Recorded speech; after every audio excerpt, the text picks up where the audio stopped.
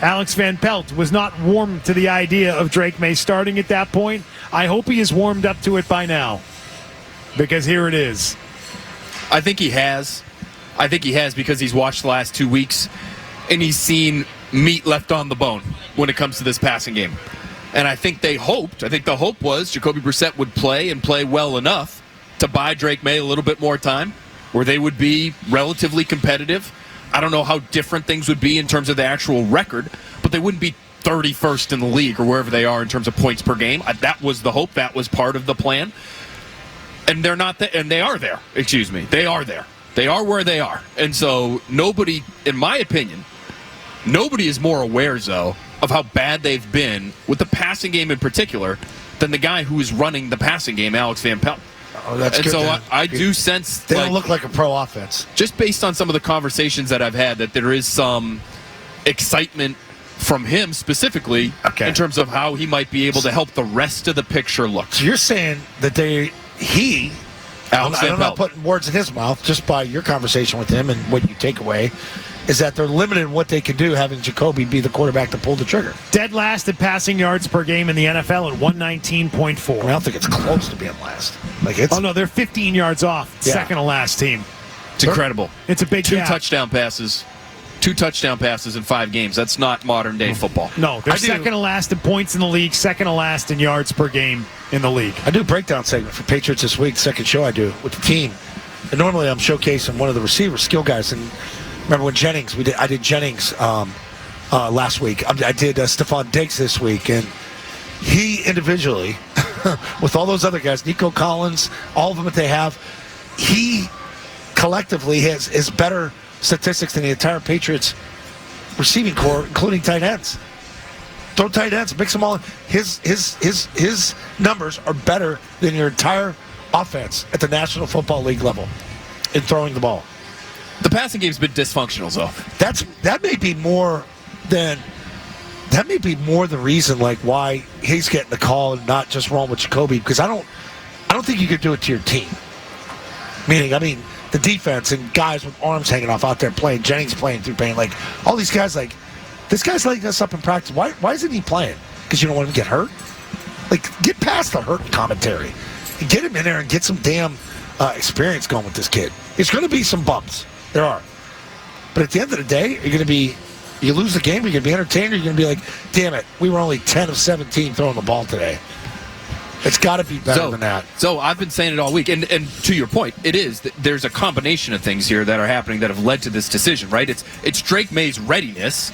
And we can talk about how he's performed in practice and what his teammates have been saying about him on the practice field, even though it is just practice, and we'll have to wait and see how it looks on Sunday, obviously.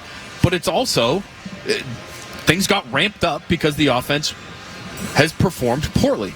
Yeah. I've been saying all week, so it's very easy for national people who are good at their jobs and intelligent individuals, and I trust their opinions when it comes to all things football. A lot of these people that are of the opinion that Drake Maye should not be playing because it's a horrible spot, and how could you ever be doing such a disservice to this kid who's supposed to be the face of your franchise moving forward? How could you do this?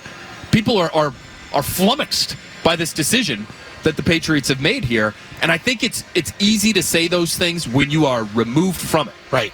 When they you're don't live in it every day. When you're in the facility, and when your existence depends on the outcomes on Sundays, and not even just the outcomes, but whether or not you're competitive, right, whether or not you feel like you have a chance, you can't continue on. No, you can't wait even another 7 days. And it's hard for people to grasp that, I think. When you watch 6 plays a week and you're doing a national podcast, like, I can't listen to what you're saying about the team, because you're there every day. You see it. You talk to guys.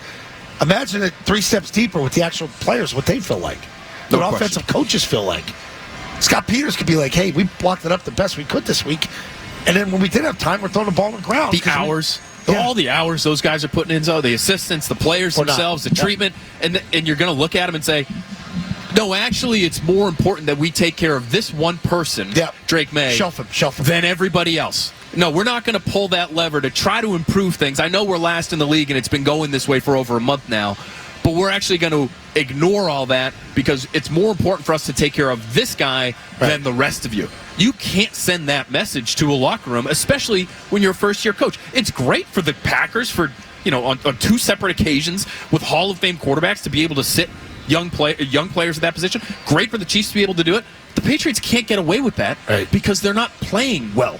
Those teams were competitive without those young quarterbacks. The Patriots obviously on the other end of the spectrum. Which meant this could not go on any longer. In fact, it went on too long. It went on a week too long. Hey, they blew it not getting him in last week. They should have had him out there to start last weekend's game. I think I don't disagree. I think you're totally fair to understand, to feel that way. I think if you're them, you're looking at it and saying, well, the Dolphins are a bad team. Can we not get away with Jacoby Brissett as our starter for one more week and win this game? Can't. Obviously not.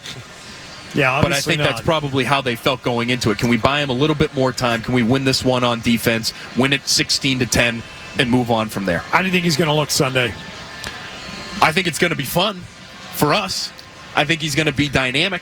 I think the scheme is going to change. Zoe just asked me before, has he been limited? Alex Van Pelt been limited by having Jacoby Brissett out there versus Drake May? Maybe. I'll buy that. You want me to get on board with that? I'll get on board with that. 100%. There are things you can't do with Jacoby Brissett that you would do with Drake May. When's the last time you threw a deep post, a deep in cut? How about a seam ball? They haven't tested the seams once. I felt like I was watching, no offense to UMass, but like the guy my daughter's dating played at UMass, and all the games we went to, every throw was to the sideline. I'm like, you have the middle of the field. They're playing cover 2. And gee, magical last week. You Ben Pop Douglas in the middle on a cover 2. And it looks like the old Edelman throws. Where were Drake May's best throws in the preseason, in your opinion? Digs, middle of the field. Curls, deep post to Javon Baker, dig over the middle to Baker, dig on a deep over route to Jalen Polk in Washington. Deep crosser, yes. They never ran one of those. That's a staple of the West Coast offense. I'm sitting there watching San Francisco last night. I thought we had the same offense, or same scheme, same thought process. And that's what he did in North Carolina, too. Yep. It was the anticipation, the ability to layer throws, to throw to a spot, understanding that your player's going to run. We saw in the regular season, the throw to Pop Douglas late in that Jets game. Obviously, that's a nothing drive, and it means nothing to the game. But that was the kind of zone read fakes. Oh, good. Right? Oh, yeah. So working on that mesh point, even on air, he doesn't even have the running back with him, but pulling it back, making a throw. So you're going to see option plays. You're going to see him designed run plays for the quarterback in the red zone, even beyond that. And then you're going to get the scramble stuff and the improvisational stuff on top of that. That, to me, is why it's going to make it more fun for us. Is it going to be? It should be more productive. I would be surprised if it wasn't more productive. Sure. Is it going to be successful at the end of the day? Are they going to win the game? No, I'm not going to predict that. But it's going to, I think, allow a lot of different parts of this team to look a lot better, especially, I would say, the offensive line. Just talking to linemen in there, and nobody's got a bad word or a crossword to say about Jacoby Brissett. No, that's not that. Why? Because when you're in it and you're there and you're watching that guy get beat up as much as he was beat up. Oh, you mean publicly they're not going to say bad things about him, but privately they might think he stinks. Oh, they might think they've certainly got a better chance with Drake May, of course. Oh, yeah, okay. Yeah. I'm sorry when you say they're not. Nobody's going to tell me. No one's going to tell us that. This guy sucks when he just took 10 hits a game for 5 I think that's how they feel.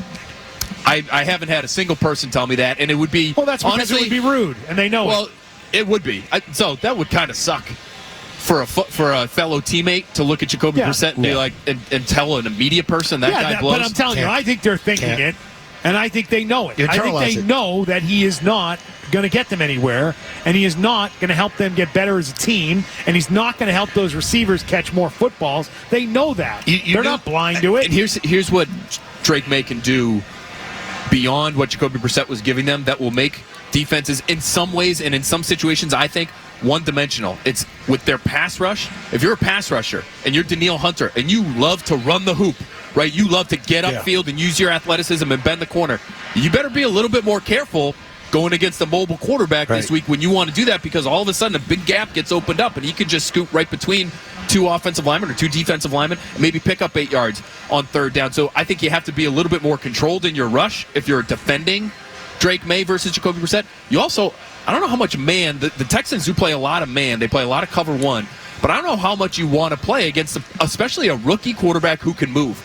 Because his tendency at times will be to break the pocket and run. And if you're in man, and you've got your back turned to the quarterback because you're running with your assignment down the field, you don't know. He might be running up your back, and you don't even know it. That's what Mahomes does. So that happens around the league with mobile quarterbacks. I think you'll see some of that this weekend, too. And I think with the rookie quarterback, your internal mechanism, too, is like if someone is panicking and you're breaking down, take off. Just take off. I think you'll see some of that. And those will be plays where Alex Van Pelt probably looks at it and says, we'd love to have you play from the pocket a little bit more, have your feet a little bit more settled, Drake. But even those quote-unquote mistake plays, they might yield yardage. They need all of Drake Maye. I would not force Drake Maye to stay in the pocket. I told Zoe, I want all the gimmicky college crap to come right into this offense. This is desperation time. They've been working on it. Good. They've been working on it. I'm looking forward to it. I'm getting excited about this now. You should be. Phil Perry. You should be. Phil Perry getting us excited. Hey, if you like that clip, check out more videos from Zolak and Bertrand right here. For more Patriots analysis and opinion, hit this playlist. And for all the latest from the Sports Hub, download the app at 985thesportshub.com.